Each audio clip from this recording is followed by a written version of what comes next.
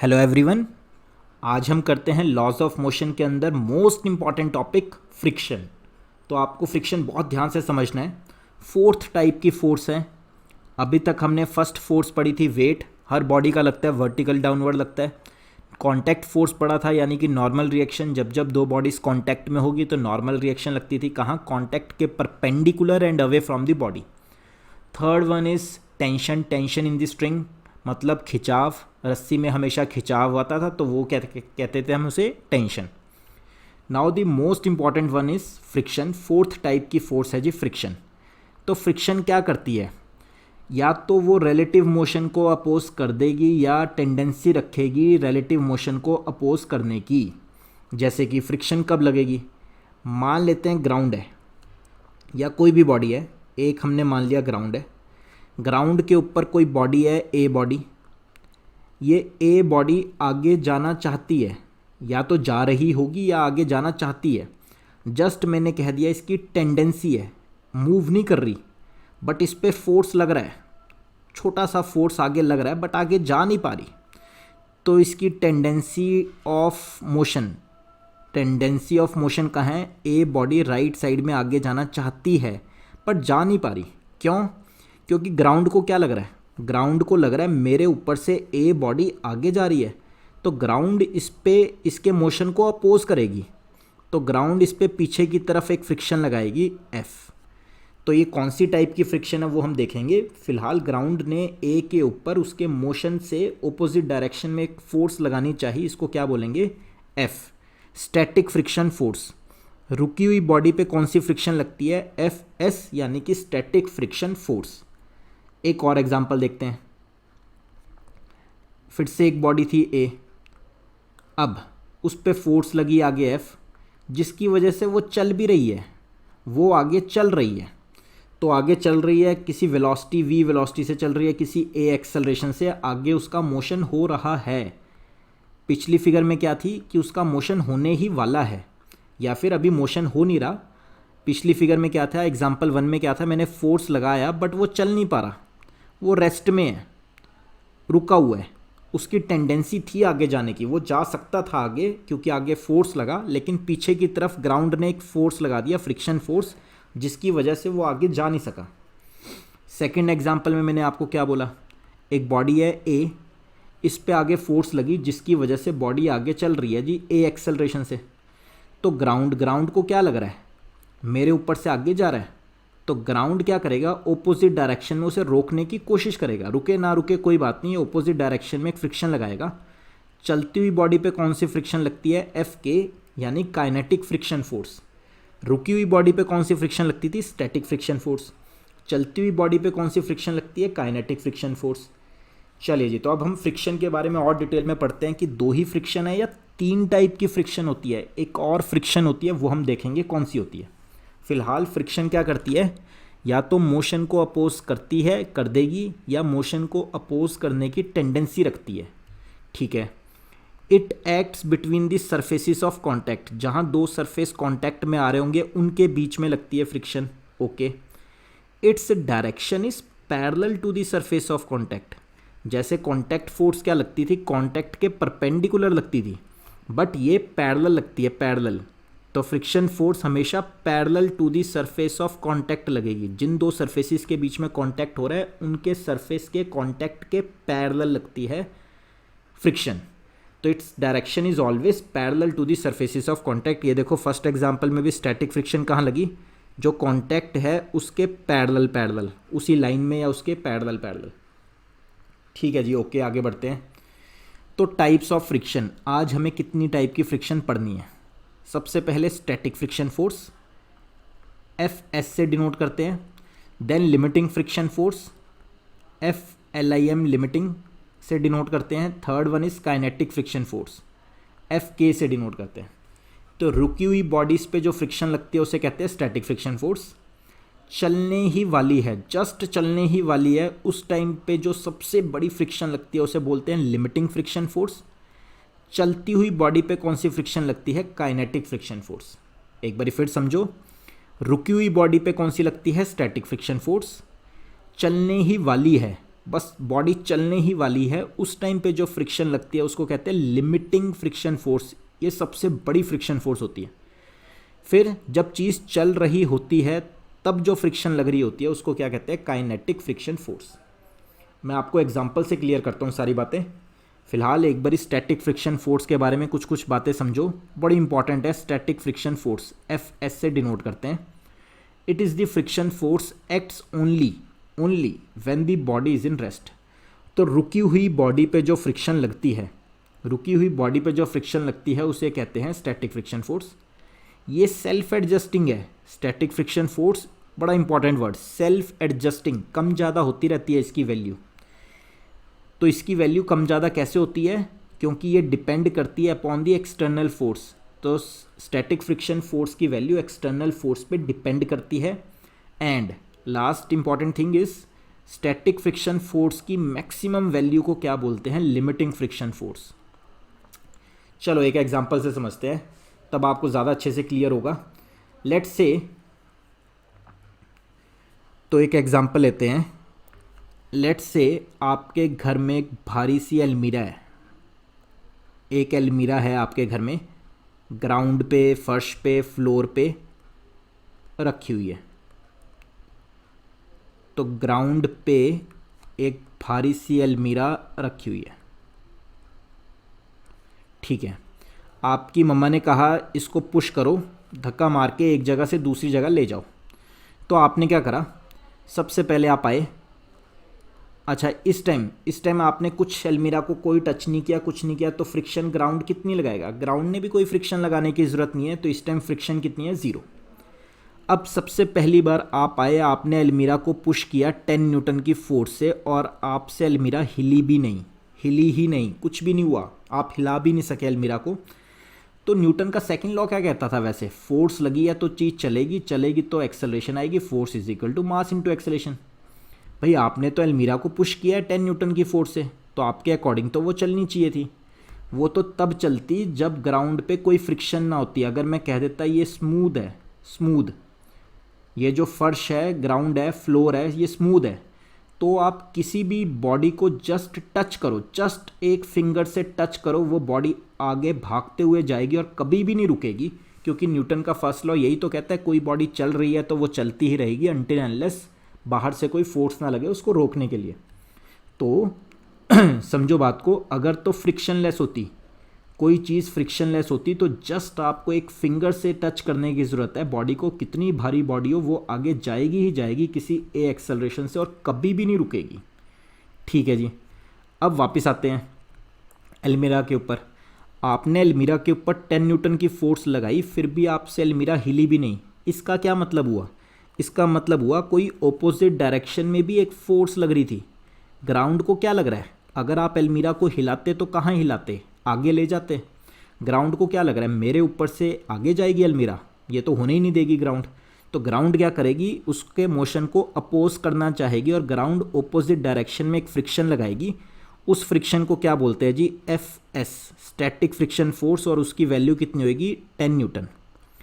Static friction force कब लगती है, रुकी हुई बॉडी पे। तो अलमीरा तो रुकी हुई है, अब चल ही नहीं रही। और स्टैटिक फ्रिक्शन फोर्स की वैल्यू सेल्फ एडजस्टिंग होती है, depends upon to adjust according to external force. तो आपने फोर्स लगाई थी 10 न्यूटन, तो ग्राउंड ने भी कितनी लगा दी, 10 न्यूटन ऑपोजिट डायरेक्शन में, ताकि अलमीरा रुकी रहे, चले ना। ठीक है जी, तो आपसे अलमीरा हिली भी नहीं, ग्राउंड ने कितनी फ्रिक्शन लगा दी, एफ एस मतलब स्टैटिक फ्रिक्शन फोर्स लगाई 10 न्यूटन। फिर ये देख के आपका ब्रदर भी आपके साथ आ गया, ब्रदर सिस्टर कोई भी, उसने भी क्या किया, 10 न्यूटन की फोर्स और लगा दी। तो 10 + 10 कर दी, और आप दोनों से मिलके भी अलमीरा अभी भी नहीं हिली। इसका क्या मतलब हुआ अलमीरा जाती तो कहाँ जाती, आगे चली जाती, बट ग्राउंड को क्या लगेगा, मेरे ऊपर से आगे जाने वाली है। तो ग्राउंड ने क्या करा, एकदम से सेल्फ एडजस्टिंग तो है ही है, ये एडजस्ट कर लेती है अपने आप को अकॉर्डिंग टू एक्सटर्नल फोर्स। तो ग्राउंड ने भी क्या करा, 10 न्यूटन की फ्रिक्शन फोर्स और दे दी पीछे वाली डायरेक्शन में, ऑपोजिट डायरेक्शन में, ताकि अलमीरा आगे जा ही ना। तो ग्राउंड ने टोटल फ्रिक्शन कितनी लगा दी, अब 20 न्यूटन। आगे आप फोर्स कितना लगा रहे थे, आप और आपका ब्रदर, 20 न्यूटन। तो दोनों बराबर हो गए, इक्वल एंड ऑपोजिट हो गए, तो अलमीरा आपसे हिली नहीं तो मतलब रेस्ट में है। रेस्ट में है तो कौन सी फ्रिक्शन लगेगी, स्टैटिक फ्रिक्शन फोर्स लग गई 10 + 10 20 न्यूटन। अगर बच्चा कहे कि मैं ये 10 रिमूव कर देता हूँ, अगर बच्चा कहे अगर मैं एकदम से 10 हटा लेता हूँ तो क्या होगा, तो ये नहीं है कि अब पीछे आ जाएगी बॉडी। जैसे ही आपने अपने ब्रदर की हेल्प बंद कर दी और सिर्फ 10 न्यूटन की फोर्स आगे की तरफ लगाई, तो ग्राउंड भी फटाफट से क्या करेगा, एक फोर्स हटा देगा। मतलब अगर आपने सिर्फ अब 10 लगा के रखी हुई है तो ये थोड़ा ना कि अलमीरा पीछे आने लग जाएगी, आप फोर्स लगा रहे हो आगे और अलमीरा पीछे आ जाएगी, ऐसा नहीं होगा। तो ग्राउंड ने भी ये देखो फटाफट से 10 न्यूटन की फोर्स हटा दी। क्यों, क्योंकि वो तो सेल्फ एडजस्टिंग है, adjust according to external force. बाहर से फोर्स अगर आपने, एक्सटर्नल फोर्स अगर आपने 0 न्यूटन लगाई थी तो ग्राउंड ने भी फ्रिक्शन कितनी लगाई, 0 लगाई। अगर आपने फोर्स बढ़ा के 10 कर दी तो ग्राउंड ने भी कितनी फ्रिक्शन लगा दी, 10 लगा दी। अगर आपने फोर्स बढ़ा के 20 कर दी तो स्टैटिक फ्रिक्शन फोर्स की भी वैल्यू कितनी होगी, 20 होगी। तो ठीक है जी, आपने अपने ब्रदर की हेल्प ले ली, वापस से उसने 10 न्यूटन की फोर्स लगाई तो ग्राउंड ने भी कितनी की लगा दी, 10 न्यूटन की और लगा दी। ठीक है, अब आप दोनों से भी मिलके अलमीरा हिली नहीं, क्योंकि ग्राउंड ने 20 न्यूटन की force, static friction force opposite direction में लगा दी। अब क्या किया आपने, अपने एक और कज़न ब्रदर की हेल्प ले ली, उसने क्या करा, उसने भी 10 न्यूटन की फोर्स लगा दी। अब आप तीनों से मिलके भी अलमीरा नहीं हिली। क्यों, क्योंकि ग्राउंड ने भी पीछे की तरफ 10 न्यूटन की फ्रिक्शन फोर्स और लगा दी। क्योंकि स्टैटिक फ्रिक्शन फोर्स तो क्या होती है, सेल्फ एडजस्टिंग होती है। तो ग्राउंड ने भी 30 न्यूटन की फोर्स लगा दी टोटल पीछे की तरफ, और आपसे अलमीरा अभी भी नहीं हिली। तो इसका क्या मतलब हुआ, तो क्या आपसे क्या अलमीरा कभी हिलेगी नहीं, आप कभी अलमीरा हिला ही नहीं पाओगे। तो ये जो स्टैटिक फ्रिक्शन फोर्स होती है, सेल्फ एडजस्टिंग होती है, एडजस्ट कर लेती है अपने आप को अकॉर्डिंग टू एक्सटर्नल फोर्स। आपने आगे की तरफ 30 न्यूटन लगाई तो ग्राउंड ने भी अलमीरा के ऊपर पीछे की डायरेक्शन में 30 न्यूटन की फोर्स लगा दी।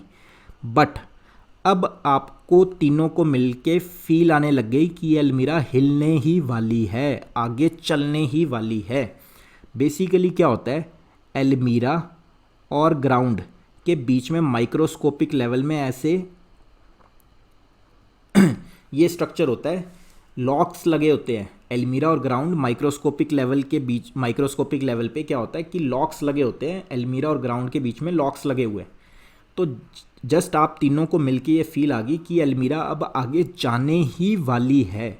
मतलब कभी तो अलमीरा आगे जाएगी ना, आप ज़्यादा फोर्स लगाओगे तो अलमीरा आगे चली जाएगी। तो ग्राउंड बेसिकली ज़्यादा से ज़्यादा बस 30 न्यूटन की फ्रिक्शन ऑफर कर सकता था, और ग्राउंड ने कर दी 30 न्यूटन की फ्रिक्शन ऑफर।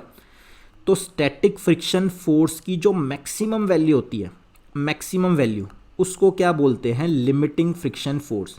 तो मैंने मान लिया ग्राउंड ज़्यादा से ज़्यादा बस 30 न्यूटन की फ्रिक्शन लगा सकती थी अलमीरा के ऊपर।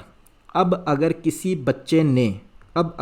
बच्चे ने तीनों में से 1 न्यूटन भी एक्स्ट्रा लगा दी फोर्स, अगर आपको ज़्यादा ही जोश आ गया, आपने 1 न्यूटन की फोर्स और ज़्यादा लगा दी, तो ये अलमीरा आगे चलने लग पड़ेगी, मोशन में आ जाएगी, अब चल पड़ेगी।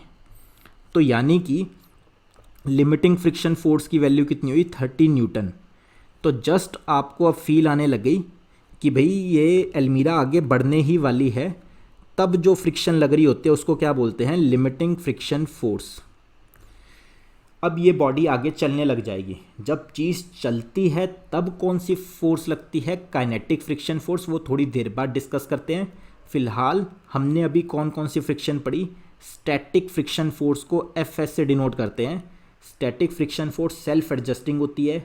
जब आपने कोई भी फोर्स नहीं लगाई थी आगे स्टार्टिंग में, तो स्टैटिक फ्रिक्शन फोर्स भी कितनी थी, 0 थी। आपने 10 लगाई तो फ्रिक्शन कितनी हो गई, 10। तो स्टार्टिंग में जब आपने कोई भी फोर्स नहीं लगाई थी तो स्टैटिक फ्रिक्शन फोर्स कितनी थी, 0 न्यूटन। आपने 10 लगाई तो 10 आ गई, आपने 20 कर दी, 20 आ गई, 30 कर दी, आपने 30 कर दी। तो ग्राउंड बस ज़्यादा से ज़्यादा मुझे लगा कि 30 न्यूटन तक ही रोक सकती है। तो 30 को क्या बोलते हैं, लिमिटिंग फ्रिक्शन फोर्स। जे आपने आगे की डायरेक्शन में 30 से थोड़ी सी भी ज़्यादा फोर्स लगा दी तो लॉक्स टूटेंगे, एल्मीरा और ग्राउंड के बीच में लॉक्स टूटेंगे और एल्मीरा आगे चलने लग जाएगी किसी v वेलोसिटी से। तो यानी कि स्टैटिक फ्रिक्शन फोर्स फिर ख़त्म हो जाएगी, क्योंकि स्टैटिक फ्रिक्शन फोर्स तो रुकी हुई बॉडी के बीच में लगती है। तो स्टैटिक फ्रिक्शन फोर्स का आंसर क्या आया जी? ज़ीरो से लेके एफ लिमिटिंग तक। तो स्टैटिक फ्रिक्शन फोर्स की वैल्यू 0 से एफ लिमिटिंग तक होती है। तो स्टैटिक फ्रिक्शन फोर्स कितनी होती है?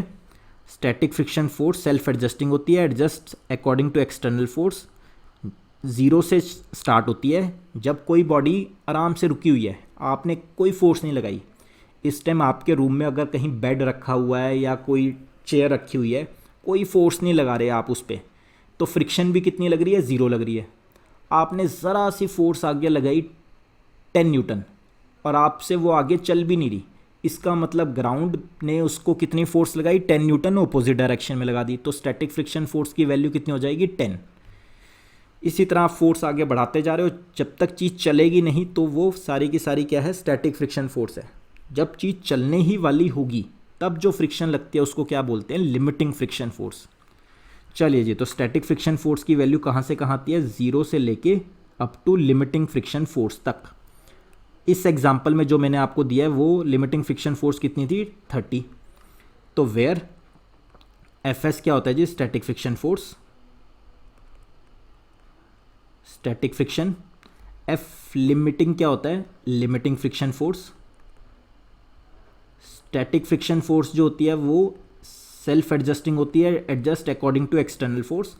वेयर एज जो लिमिटिंग फ्रिक्शन फोर्स होती है उसकी वैल्यू फिक्स होती है। लिमिटिंग फ्रिक्शन फोर्स का आंसर हम निकाल सकते हैं किसी भी सरफेस के लिए mu S into N. Limiting का आंसर कितना होता है? Mu S into N. Mu S क्या होता है जी? कोफिशिएंट ऑफ, म्यू एस को क्या बोलते हैं? Coefficient of static friction force. Coefficient of static friction force. N क्या होता है? Contact force. एक बारी दोबारा एल्मीरा पे चलते हैं एन देखने के लिए। तो एल्मीरा वाले एग्जाम्पल में सबसे पहले एल्मीरा ने क्या लगाया था? नीचे वेट लगाया था जी mg। फिर ग्राउंड ने क्या लगाया था? ग्राउंड के साथ कांटेक्ट में, तो ग्राउंड ने लगाई थी कांटेक्ट फोर्स n। फ्रिक्शन कौन लगा रहा है? फ्रिक्शन भी ग्राउंड लगा रही है। तो ग्राउंड के लिए ग्राउंड ने लिमिटिंग अगर फ्रिक्शन फोर्स की हमें वैल्यू निकालनी हो, जैसे मैंने 30 बोला था, तो उसकी वैल्यू कैसे आएगी? Mu S into N. N जो होगा वो ग्राउंड अगर फ्रिक्शन लगा रही है तो ग्राउंड का कांटेक्ट फोर्स होगा ये एन। इस एन की वैल्यू हम लिमिटिंग फ्रिक्शन फोर्स के आंसर निकालने के लिए हम एन की वैल्यू डालेंगे। तो म्यू एस क्या होता है जी? Coefficient of static friction force. And N क्या होता है? कांटेक्ट फोर्स या नॉर्मल रिएक्शन या contact force between two bodies, या फिर contact force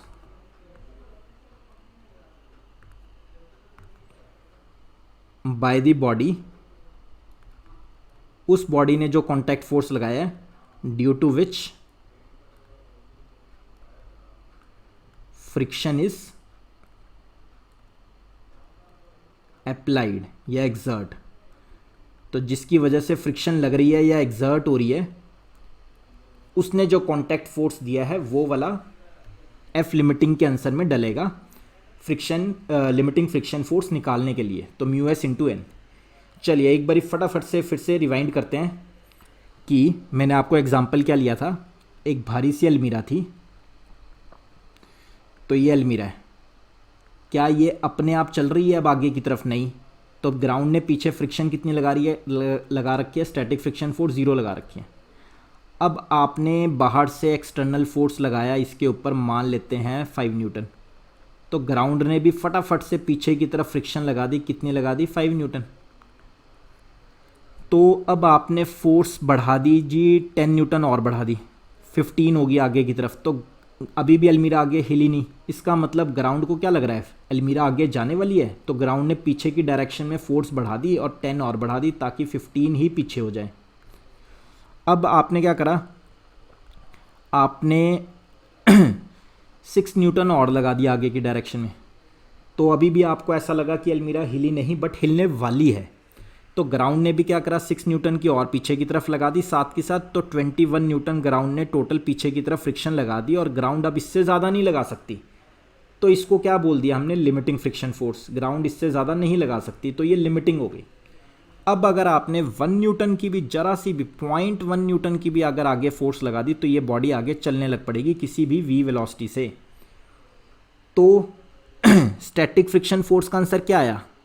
static friction force क्या होती है, स्टार्टिंग में 0 थी, जब तक बॉडी रुकी हुई है तब तक स्टैटिक फ्रिक्शन फोर्स लगेगी, और वो कांस्टेंट नहीं है, वो वेरिएबल है, बदलती रहती है अकॉर्डिंग टू एक्सटर्नल फोर्स। आगे एक्सटर्नल फोर्स बढ़ता रहेगा तो पीछे फ्रिक्शन भी बढ़ती रहेगी। तो फ्रिक्शन, स्टैटिक फ्रिक्शन की वैल्यू 0 से लेके लिमिटिंग फ्रिक्शन फोर्स तक होती है। लिमिटिंग का आंसर हम निकाल सकते हैं। तो लिमिटिंग का आंसर कितना होता है जी, mu S into N. Mu S into N, mu S क्या होता है, coefficient of static friction force. Coefficient of static friction force. Mu S की वैल्यू हमेशा क्वेश्चन में गिवन होगी। स्टैटिक फ्रिक्शन फोर्स डिपेंड्स, किस पे डिपेंड करता है, depends upon the surfaces of contact. जो दो सरफेसिस हैं उनके कॉन्टैक्ट पे डिपेंड करता है। अलमीरा कैसी सी थी, नीचे फ्लोर कैसा है, स्मूथ होगा तो स्टैटिक फ्रिक्शन फोर्स की value, coefficient of static friction force mu S की वैल्यू डिपेंड करती है, depends upon the surfaces of contact. कैसे सरफेसिस हैं, अगर रफ है तो इसकी वैल्यू बहुत बड़ी होगी, अगर स्मूथ है तो इसकी वैल्यू 0 हो जाएगी, अगर स्मूथ है या फ्रिक्शन लेस है तो इसकी वैल्यू कितनी हो जाएगी, 0 हो जाएगी। तो लिमिटिंग फ्रिक्शन फोर्स का आंसर कितना आता है, mu S into N. Static friction force 0 से लेकर लिमिटिंग तक, और लिमिटिंग का आंसर क्या आता है, mu S into N. Mu S अक्सर क्वेश्चन में गिवन होता है। एन क्या होता है, फ्रिक्शन कौन लगा रहा है, ग्राउंड है ना, फ्रिक्शन कौन लगा रहा है, ग्राउंड। तो ग्राउंड का ही कांटेक्ट फोर्स जो ग्राउंड ने अलमीरा के ऊपर दिया हुआ है, कभी वो एन होता है, contact force due to ground on अलमीरा। अगर फ्रिक्शन कौन लगा रहा है, ग्राउंड लगा रही है, तो ग्राउंड का ही कांटेक्ट फोर्स इस फॉर्मूले में डलेगा। चलो जी ठीक है। अब आपने अक्सर देखा होगा, जब आप किसी रुकी हुई गाड़ी पे, मान लेते हैं आपकी गाड़ी की बैटरी डाउन हो गई, तो आप धक्का लगा रहे हो। तो जब धक्का लगाते हो तो आपको स्टार्टिंग में आइडिया नहीं होता कि कितनी फोर्स लगाओगे तब गाड़ी चलने लगेगी। तो आप फोर्स लगा रहे हो, बहुत ज़्यादा फोर्स लगा रहे हो, तो जब जस्ट चलने ही वाली होती है, किसी चीज़ को चलाना, उसके लॉक तोड़ के चलाना बड़ा मुश्किल होता है। सबसे ज़्यादा मुश्किल वहीं होता है जब उसके जस्ट लॉक्स टूटते हैं। उसके बाद जैसे आपने लॉक तोड़ लिए, उस टाइम जो फ्रिक्शन लगती है उस वो होती है limiting friction force. Maximum friction जो होती है लिमिटिंग होती है। उसके बाद जब चीज़ या गाड़ी एक बार रोल करना स्टार्ट कर दिया, फिर तो आप एक हाथ हटा भी लो और धक्का मारो तो धक्का अपने आप लगता रहेगा। एक रुड़ती हुई गाड़ी, जो घूमती हुई गाड़ी है, उसको धक्का मारना ईजी है। गाड़ी, रुकी हुई गाड़ी को चलाना थोड़ा सा मुश्किल हो जाता है। तो जब चीज़ चलने ही वाली है उस टाइम फ्रिक्शन कौन सी लगती है, लिमिटिंग फ्रिक्शन फोर्स। चलती हुई बॉडी पे फ्रिक्शन थोड़ी सी कम हो जाती है, कौन सी होती है, काइनेटिक फ्रिक्शन फोर्स। चलिए जी अब बात करते हैं हम काइनेटिक फ्रिक्शन फोर्स की। तो if a body has relative motion, अब मोशन हो रहा है with respect to another body, then the force of friction opposes the relative motion of the body is known as kinetic friction force. Kinetic friction force को F K से denote करते हैं। The value of kinetic friction is always less than the value of limiting friction force. मतलब एक body, कोई भी body हो सकती है, एक बॉडी एम मास की चल रही है किसी v वेलोसिटी से, a एक्सेलरेशन से, स्पीड बढ़ती भी जाए कोई फ़र्क नहीं पड़ता, कभी 40 स्पीड है, कभी 50 स्पीड है, कभी 60 स्पीड है, कुछ भी है, बस चल रही होनी चाहिए। अगर कोई बॉडी चल रही है तो ग्राउंड को क्या लग रहा है, ग्राउंड को लग रहा है मेरे ऊपर से आगे जा रही है, तो ग्राउंड उसको रोकने की कोशिश करेगा और पीछे फ्रिक्शन लगाएगा। चलती हुई बॉडी पे कौन सी फ्रिक्शन लगती है, एफ के, यानी kinetic friction force. Kinetic friction force का आंसर क्या होता है, mu K into N. Mu K into N.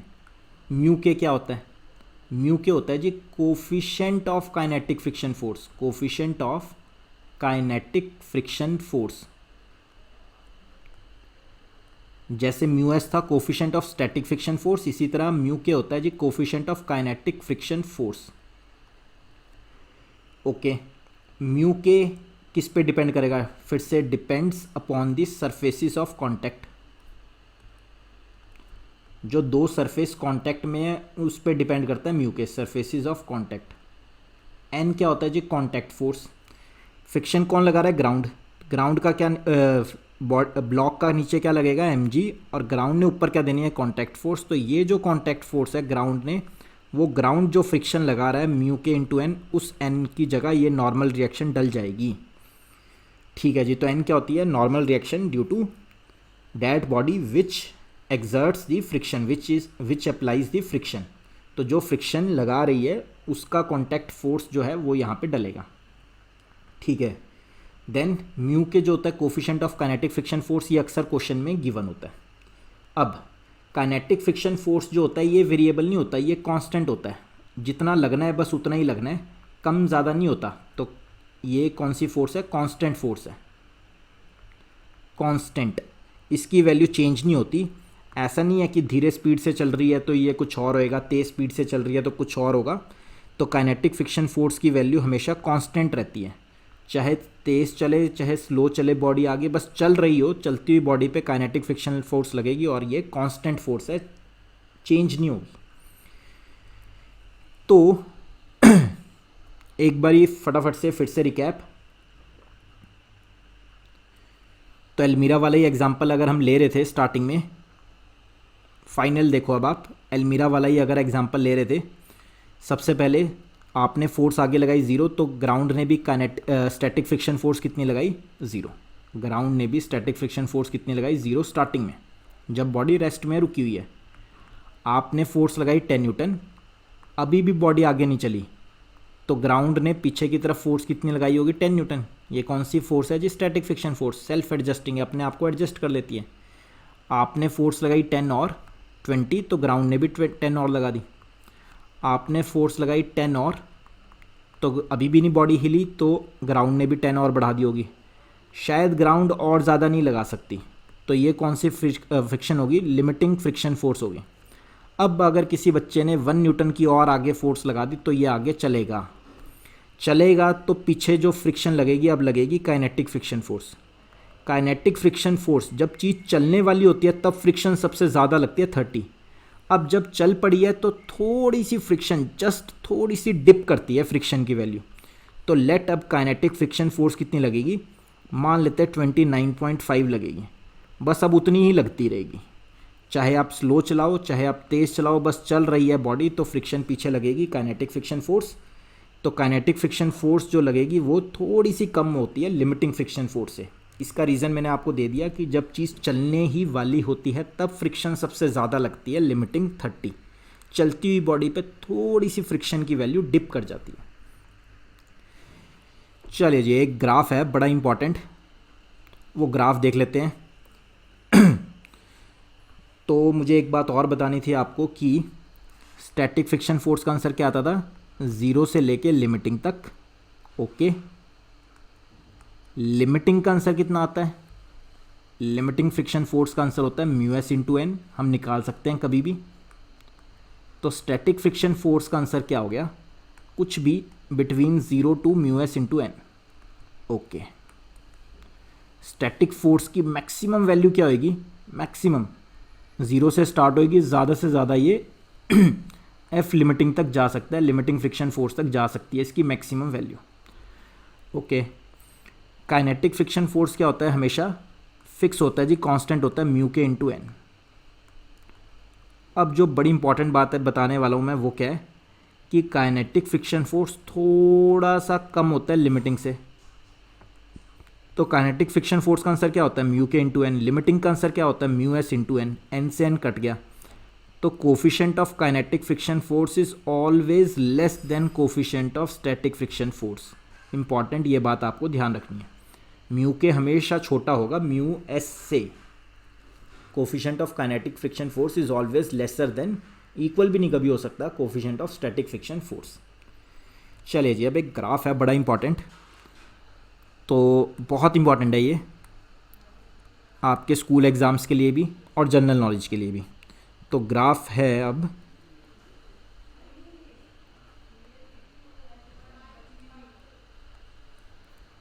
तो एक तरफ हम लगाते हैं फ्रिक्शन, यहाँ है friction, friction versus external force, friction versus external force. याद रखना है एक्स एक्सिस पे एक्सटर्नल फोर्स दिखाई है मैंने, वाई एक्सिस पे फ्रिक्शन दिखाई है। स्टार्टिंग में एक्सटर्नल फोर्स 0 थी तो फ्रिक्शन भी कितनी थी 0, एक्सटर्नल फोर्स 10 हुई तो फ्रिक्शन भी, स्टैटिक फ्रिक्शन 10 हुई, एक्सटर्नल फोर्स मैंने 20 की तो स्टैटिक फ्रिक्शन भी 20 आई, तो डायरेक्टली प्रोपोर्शनल चल रहा है स्टार्टिंग में। तो उसके बाद जब 30 हुई तो ग्राफ थोड़ा सा ऐसे जाएगा और उसके बाद लाइक दिस, फिर कांस्टेंट फ्रिक्शन लगेगी। बाहर से आप कितना ही एक्सटर्नल फोर्स बढ़ाते चलो फिर फ्रिक्शन कांस्टेंट हो जाएगी। तो ये कांस्टेंट फ्रिक्शन को क्या बोलते हैं, काइनेटिक फ्रिक्शन। स्टार्टिंग में कौन सी फ्रिक्शन थी, static friction. Static friction force self adjusting होती है, 0 से लेके कहाँ तक जाती है, ये देखो ये किंक जो है सबसे टॉप पे, ये फ्रिक्शन कौन सी है, लिमिटिंग फ्रिक्शन फोर्स। उसके बाद जस्ट फ्रिक्शन थोड़ी सी डिप करती है, फिर क्या बन जाती है, काइनेटिक फ्रिक्शन। तो ये ग्राफ है जी बहुत इंपॉर्टेंट, किंक वाला पोर्शन ध्यान रखना, ये पेपर में ज़रूर आता है बनाने को। तो पहले स्टैटिक फ्रिक्शन फोर्स वेरिएबल 0 से लेके लिमिटिंग तक, लिमिटिंग के बाद थोड़ा सा डिप करती है और उसके बाद कांस्टेंट फोर्स लगती है फ्रिक्शन की, वो क्या होती है, काइनेटिक फ्रिक्शन फोर्स। तो ये ग्राफ स्कूल के लिए बहुत इंपॉर्टेंट है, एज इट इज़ बनाना है, ध्यान रख से। चले जी, तो फ्रिक्शन की थ्योरी ख़त्म हुई। नेक्स्ट क्लास में इसके हम न्यूमेरिकल्स करते हैं अच्छे अच्छे। Thank you guys, thank you so much. Friction को रीड करना, जहाँ से भी मिले आज फ्रिक्शन के बारे में बहुत अच्छी अच्छी बातें, और भी बुक से रीड करना, कंसेप्ट आपका और अच्छे से बनेगा। तो फिज़िक्स में जितना रीडिंग करोगे, जितना रीड करोगे, कंसेप्ट आपका उतना ही अच्छा बनता जाएगा। Thank you guys, thank you so much. एक आपको छोटा सा होमवर्क भी दे रहा हूँ मैं, नेक्स्ट क्लास में आपको क्या करके रखना है, एक टॉपिक है स्कूल के लिए बहुत important, angle of friction. Angle of friction क्या होता है, पहला homework, and angle of repose क्या होता है, सेकंड होमवर्क। ये 2 होमवर्क है, एक एक पैराग्राफ है, एक छोटा छोटा फॉर्मूला है। ये दोनों आप करके रखोगे या तो मॉडर्न एबीसी से, मॉडर्न एबीसी या प्रदीप्स, इन बुक्स में मिल जाएगा और किसी में नहीं मिलेगा। ये एनसीईआरटी में शायद ना मिले, एचसी वर्मा में शायद ना मिले, और ऑब्जेक्टिव बुक्स में शायद ना मिले। तो angle of friction, angle of repose, छोटा छोटा सा एक एक पैराग्राफ है, समझोगे कि क्या होता है, बहुत इजी चीज़ है और आप ये करके रखोगे 100% है कि स्कूल एग्ज़ाम में पूछेंगे। तो very important for school exam. जिस जिसका होता जाए, एक एक पैराग्राफ होगा, कॉपी पे लिख के मुझे चेक कराने के लिए एक बार आप इस नंबर पे व्हाट्सएप कर दोगे, या आपका आज का होमवर्क है, ये करना ही करना है। चलिए जी, नेक्स्ट क्लास में हम फ्रिक्शन के न्यूमेरिकल्स करते हैं। Till then, thank you guys, thank you so much. If you like our video, please press the like button and keep sharing the video with your friends. God bless you all.